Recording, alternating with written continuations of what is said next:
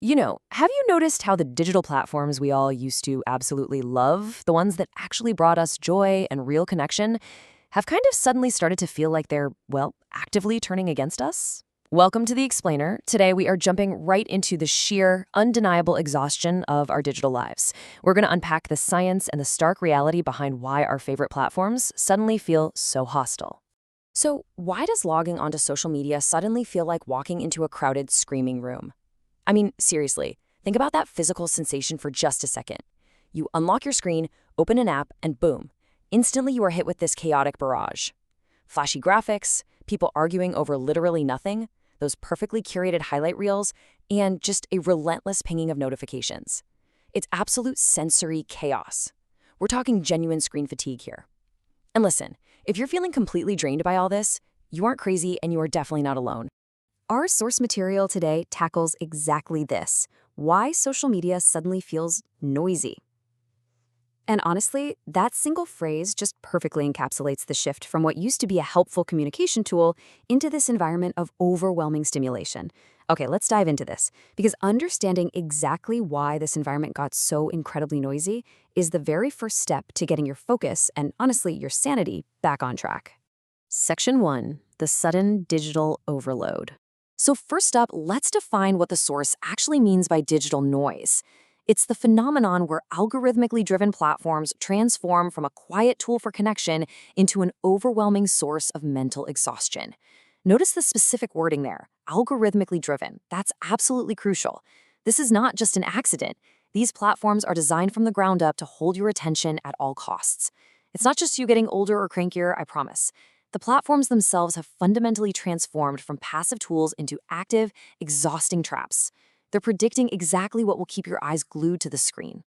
And this brilliantly illustrates the staggering contrast between what we actually signed up for and what we're getting today. Originally, these platforms were intended for fun, right? Simple social connection, light entertainment. Remember the days of logging on just to see what your friends were up to? But the current reality we're facing, it's just endless noise, biological exhaustion, and deep, deep burnout. Let's be completely honest with ourselves for a second. We have all lived this exact scenario. You check your phone just to see what time it is, right? Super simple, everyday task. But instantly you're distracted by a dozen glowing notifications. You click one, then suddenly you find yourself scrolling, maybe you watch a few random videos, and 20 minutes later you put your phone away, completely forgetting what time it actually was. It's a quirky, almost funny part of our modern collective screen addiction. But while we can laugh about it, it actually points to a much deeper, more systemic issue of how easily our attention gets completely hijacked.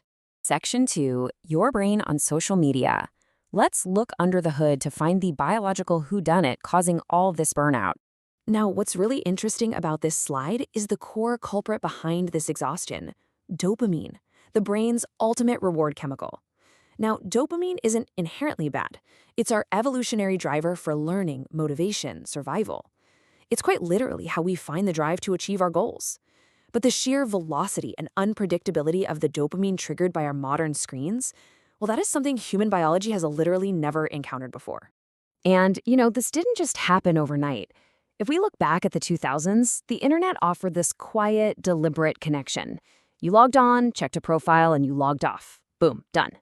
But then the 2010s introduced the endless feed, and that changed everything because it removed the natural stopping cues we used to rely on to know when we were actually finished.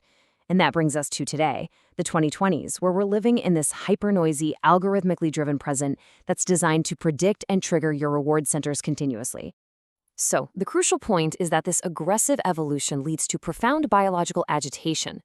Your poor brain is forced to process these constant, entirely unnatural dopamine spikes. And over time, those neural receptors literally overload and fry out, leaving you in a state of severe system exhaustion. I mean, they simply can't process the massive barrage of reward signals, so you aren't just mentally tired. Your brain's chemistry is physically depleted from the endless chemical roller coaster it's forced to ride every single time you open up an app. Section 3. The Dopamine Reset Protocol. Now take a deep breath, because we really don't have to live in this state of perpetual noise and chemical exhaustion.